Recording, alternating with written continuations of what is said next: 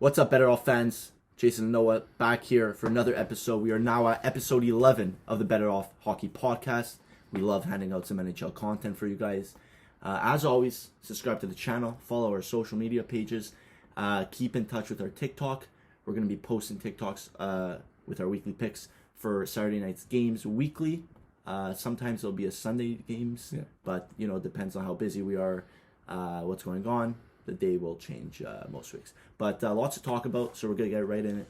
Next couple weeks, we're not going to be uploading a video. Some stuff has come up, but we'll get back right on it. We'll be consistent after these 2 weeks. Yep. So let's get right into it. Yeah, that's basically it. Like I always say, my motto is another week in the books. Another great week. Another week in the books. Let's talk about maybe the biggest thing that happened this week. Jack Hughes. Oh, yes. That was a surprising contract. That was kind of out of left field. He comes off IR and they give him bang right away an 8x8 extension.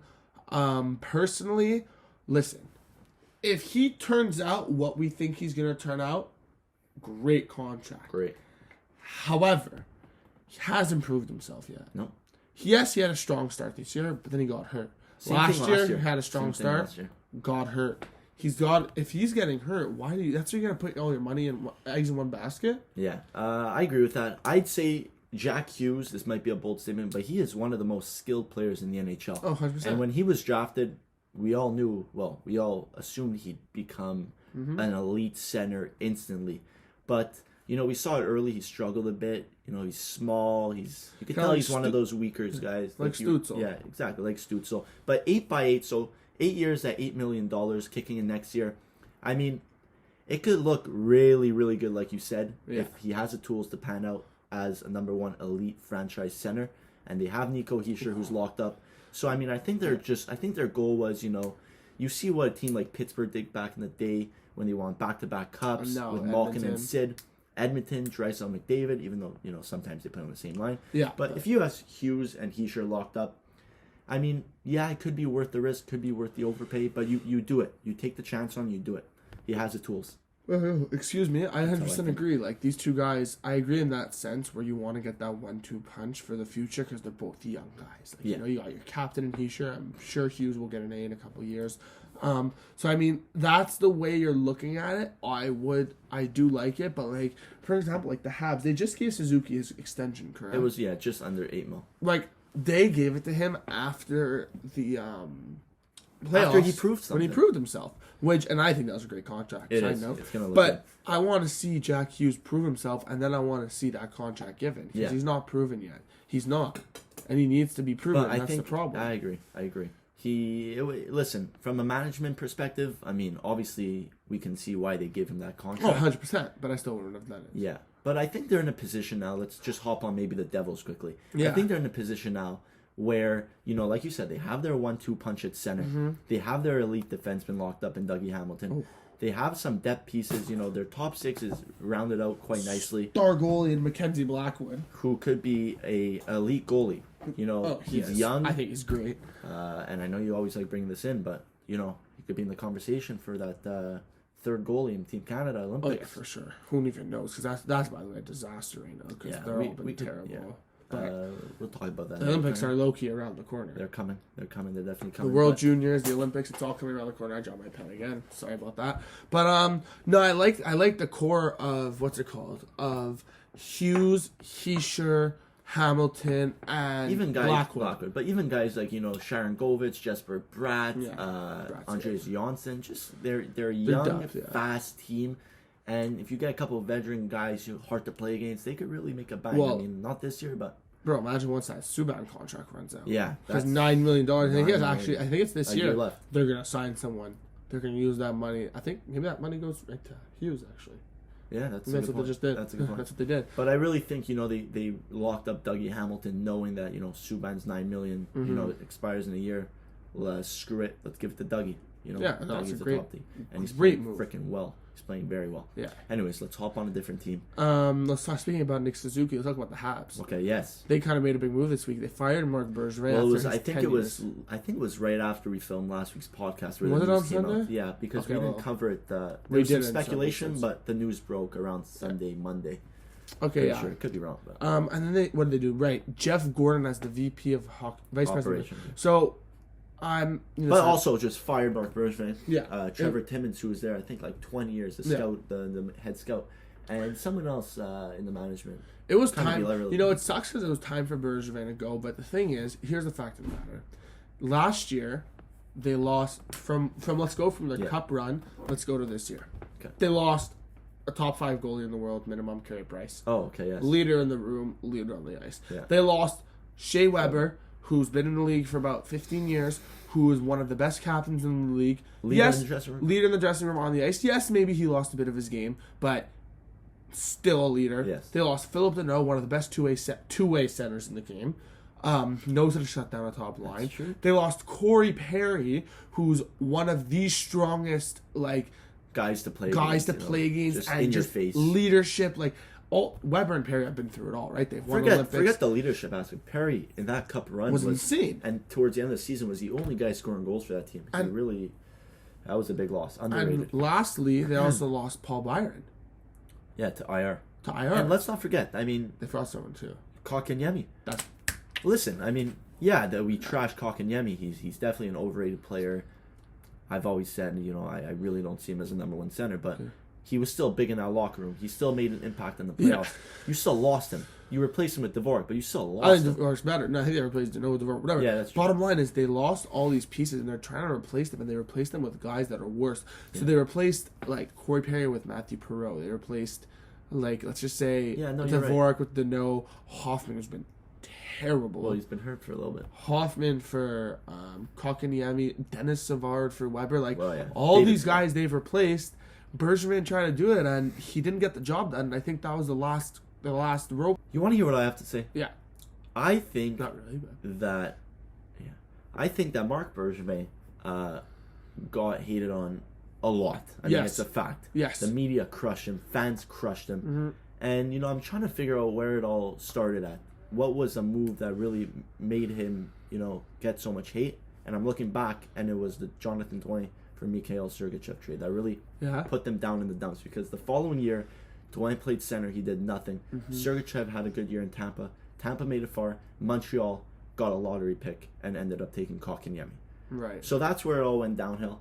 But the truth is, towards the end of Mark Bergevin's run, he made some good acquisitions. Josh Anderson from Max Domi was phenomenal. Yeah. Josh Anderson is good. And I feel like Montreal fans, soon enough, when he's gone and they have someone else, they're going to miss Mark Bergevin. And you know what the thing is about that trade? That they turned Alex Galchenyuk into Josh Anderson. Exactly. Because it went from Galchenyuk to Domi to him. Exactly. So that was a good trade. Honestly, but to be fair, the original trade of Galchenyuk for Domi was, again, a good trade Mark Bergevin did. Yeah. And then last year, bro, when he signed Corey Perry, that was a great move. When he traded for Tyler Toffoli.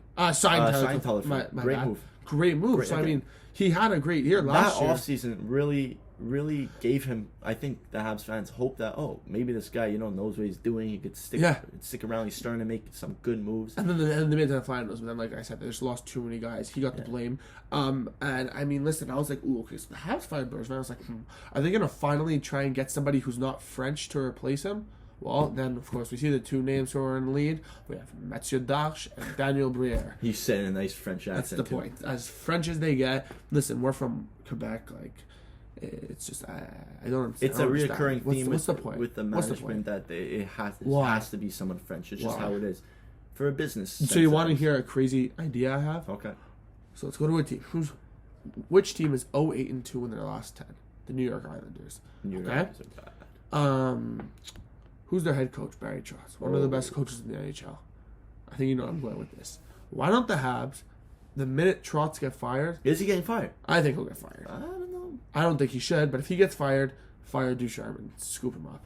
Yeah, but they won't. But I feel like a lot of teams will do that, where if it's a big if, Barry Trotz were to get fired, a team will instantly just fire their coach and, request to talk to Barry Trotz. But this is the thing. We look at the Isles. You said 0-8-2, correct, in the last 10. Uh-huh. They're not looking good. Their team's it's kind of in shambles right now. Mm-hmm. Their goaltending is bad. Sorokin and Varlamov have been horrible. Mm-hmm. D-men, they're really not a deep team on D. Their forwards, they have no star power. Barzal, he's great. He's skilled, but I don't know. He can't do it alone. He can't do it alone. He's not that guy. You're not that guy, pal. You're not that guy. He is not that guy at all. Anders Lee has also been terrible, but he's been hurt. But I agree. We're switching now to the topic of the Islanders, but I was actually high on them. Like I still like the way their team is constructed, but I still think they need that big player. Yeah, they do. Their defense are great. Their goalies are fine. They need that one big player on offense. Like when Landeskog was a free agent last year, I said that they should scoop him up. He would fit beautifully on that team. With Barzal? And then you have like him, Bailey, and Lee on the right, and then like whatever on the left, sorry, and then on the right. But yeah, like I think Matthew Barzal, he's just he's never been a regular season guy. He's been a playoff guy, but he's just I don't know. He's a very, very low end center.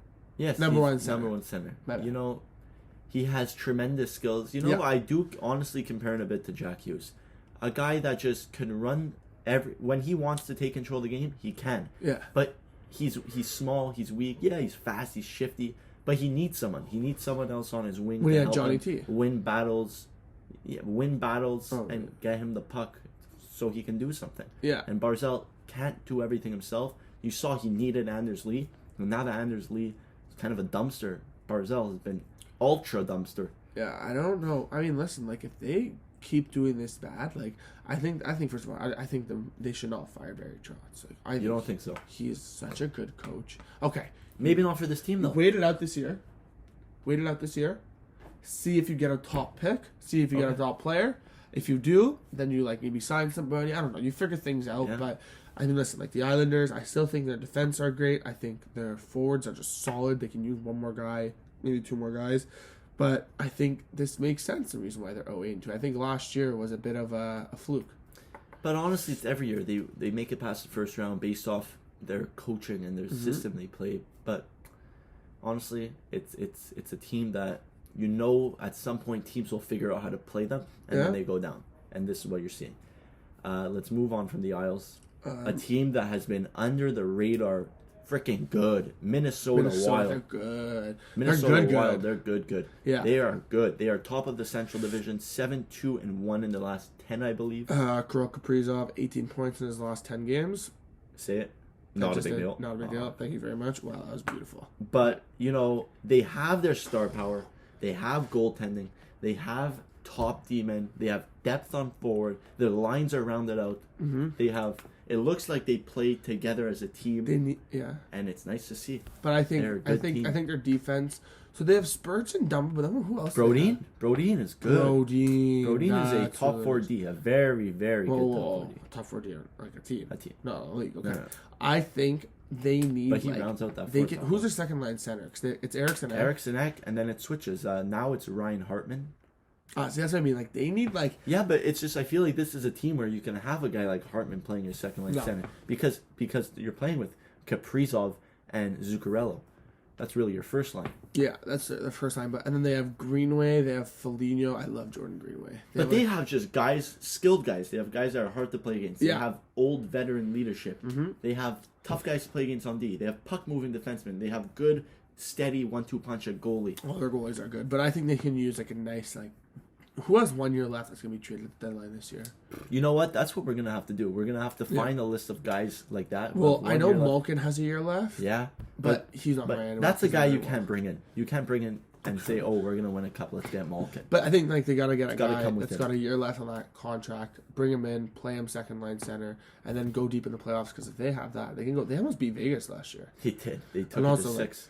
They're good. They are good. I mean, I love having guys like Greenway, Foligno. Like, those are just playoff guys, you know. They'll get the pucks in deep. They'll bang you. They'll hit you. Oh, wow. That was pause. Anyways.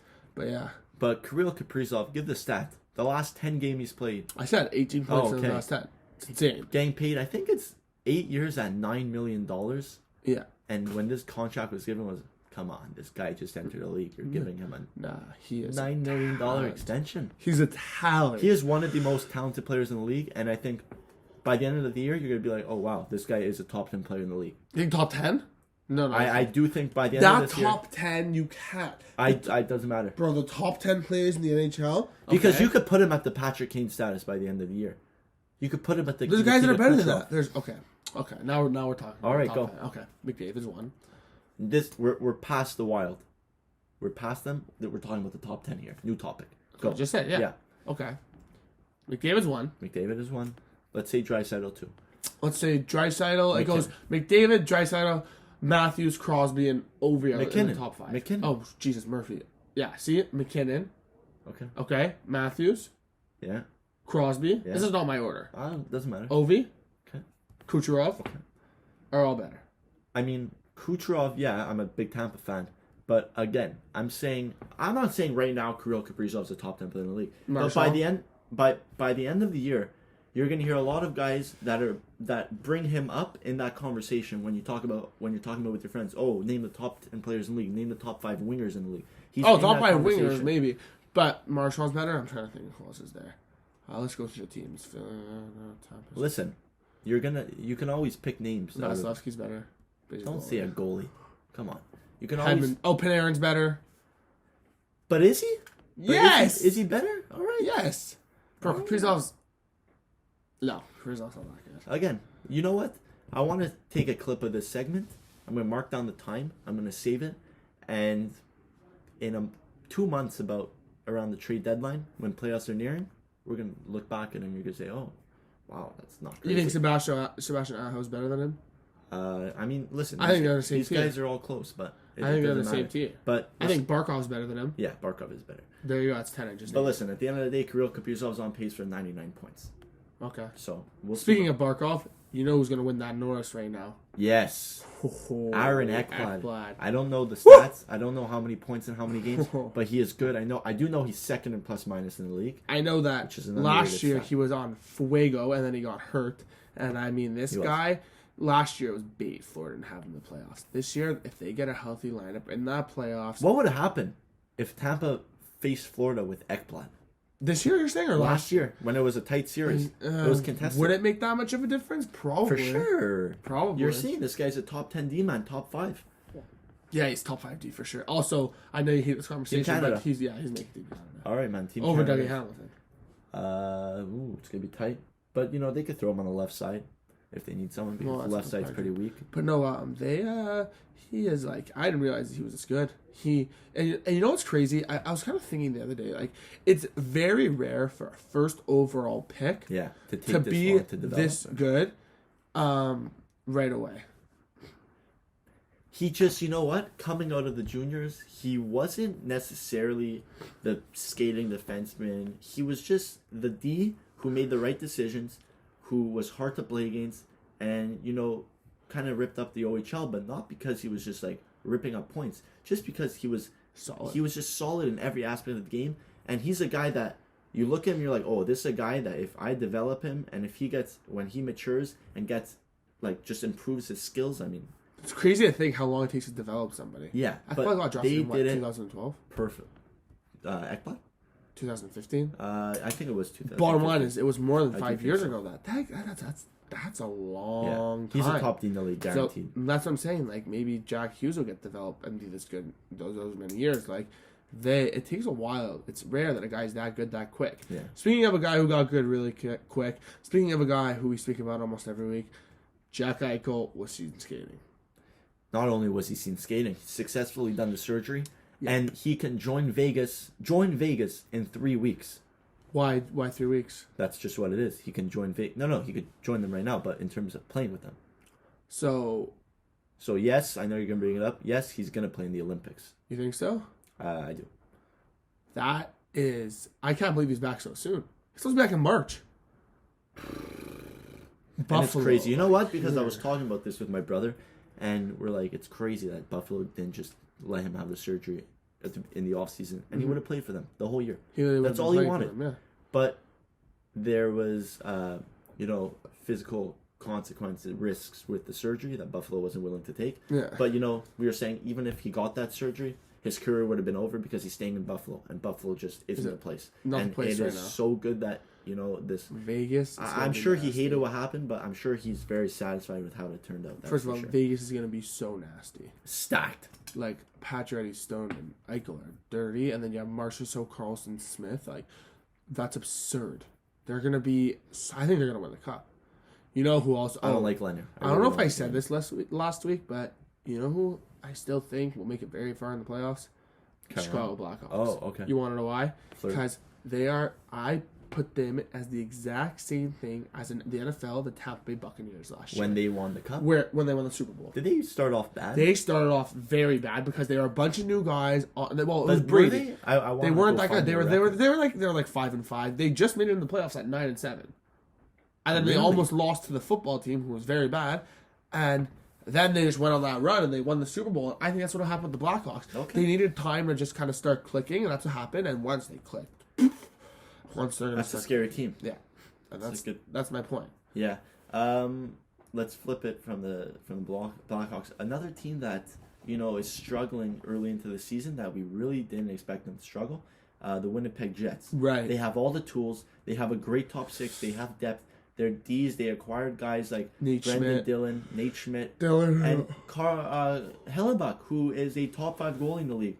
But I think they're below 500 in their last 10. They're 4-5-1 in the last 10. So 4-5-1 in the last 10. They're not looking good. And they finally shuffled the lines. Duba was having a great season with Connor. They shuffled the lines, put Connor with Scheifele. Scheifele just scored a hattie. Did he? Yeah. Well, it's about time because he's been slow. But this is a team. Do you think they could turn it around? Oh, 100%. I think they're 100% turn it around. I think they're a great team. I think their forward depth, they can use one more guy, kind of like an Andrew Kopp type of guy, like around that type of skill. Their defense are pretty good. They've got Logan Stanley, Morrissey, Pionk, Dylan Schmidt. That's a pretty good fivesome. Solid. Maybe use another guy. Hellebuck's great. I think it's all you need. You just need those defensive defensemen in front of Hellebuck. Oh, Morrissey's the guy I missed. No, you said Morrissey. Did I? Yeah. I said Morrissey, yeah, you did. Pionk, Stanley, Schmidt, and Dylan? Yeah. Oh. 5. But I mean, listen, Dylan and Stanley are both defensive defensemen. Schmidt's a two-way, but the other guys are offensive. But I mean, I think with Hellebuck, you just need those guys that can kind of just shut it down, get the puck out of the zone. Fair. I still think they'll be good. But I mean, one guy on that team who's taken a back step, Blake Wheeler, their captain. Oh yeah. He's hit the decline. He's hit it. I feel like he's been on the decline, but he's just surrounded by guys that can help him and that put up points for him. And you see it. I was watching one of the games, and he's just slow. He doesn't look like he has it anymore. He just doesn't have it anymore. He's kind of taken that Patrick Marleau route when Marleau went to the Leafs. Yeah, fair. He hit the decline, and that's where I think he is. And then by the time his contract's done, he'll be done. Yeah, so, but again, he's their captain. He's their leader. Loss. He's their leader. I mean, listen, he's still a top 6 forward by all means. Yeah. But but it's coming. He's definitely on a decline, and I attribute their low success rate to a bit of Blake Wheeler. You think so? Yeah, I do. I mean, listen, that guy's been there the whole time. I mean, he started with the Thrashers, I'm pretty sure, and then went to Winnipeg, was a captain. So, I mean, listen, he has been along for a while.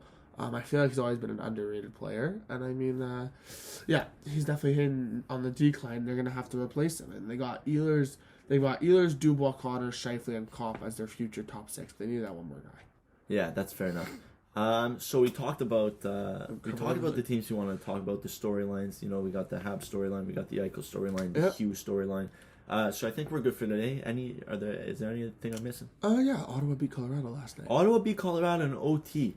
Brady Tkachuk, did he score a hat trick? 2 goals. Yeah. 2 goals. Oh, 2 goals and an apple, right? Yeah. Oh yeah. And then he hits him with the Sally. Stutzel scored 2 goals. 2 goals, I did see. Just so you know, he's playing a lot better. He's now center. Colorado's backup goalie Johansson might be the worst NHL goalie in the league. Is he? And he's been known. I remember when he was traded, or I think he was traded for a 6th round pick. He was terrible. Because Francouz went down last year. Yeah. And some guy from Buffalo, an analyst, wrote, because Colorado, they were happy. They just acquired a young backup goalie. Yeah. They needed a backup goalie. Yeah. And this Buffalo analyst said, well, congratulations, Avs fans. You just acquired the worst NHL goalie I've ever seen play. No way. Yeah. He's that bad? Yeah. He's bad. Stutzel's goal was just right below his glove. He's out of position. I think, also, I wonder what Buffalo's going to do with their goalie situation, if you know what I'm kind of hinting at. Our buddy Devin Levi might get a chance this year, the way he's playing. No, not this year. He's gonna stay with Northeastern, but next year he's gonna take a jump, and I think he'll play for their AHL market. You think he'll be able to get in there? I mean, I think he just broke the Northeastern shutout record. Yeah. He's first in save percentage in college. Tank. And under 2 goals against. Yeah, he's a beast. Also, but like I don't know what Buffalo's gonna do because they're gonna trade Craig Anderson at the deadline to a team who can use like a second or third goalie who's a veteran guy, right? Like Malcolm Subban's not gonna be your answer. No, definitely not. So I mean, they also have a prospect who played a bit last season. His name's tough to pronounce. Pekka Luukkonen, something like that. You don't know? No, I know. That's why I went. No. He was a top prospect. He played last year. He did really well. He's young, but him and Devin are gonna be in the future. They're 1-2 goalie. And that trade Reinhardt, I mean, yeah, they did it to get the first round pick, but They did to get him. They did to get him too. And I mean the trades. I mean Reinhardt's tearing it up. He's finally doing well in Florida, but it's a good trade. Yeah, and at the end of the day, Buffalo, they are listen. I feel like they're just restarting. It's like they did all this. They restarted. They got Middlestat, Eichel, Reinhardt, Olofsson, Dahlin, and now Olofsson. By the way, wow. Are you okay?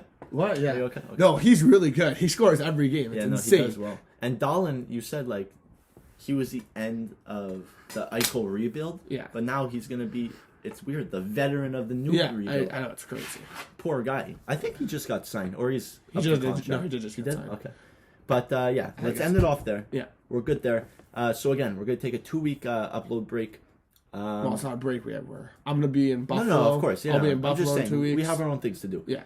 But so a 2-week break for good reasons.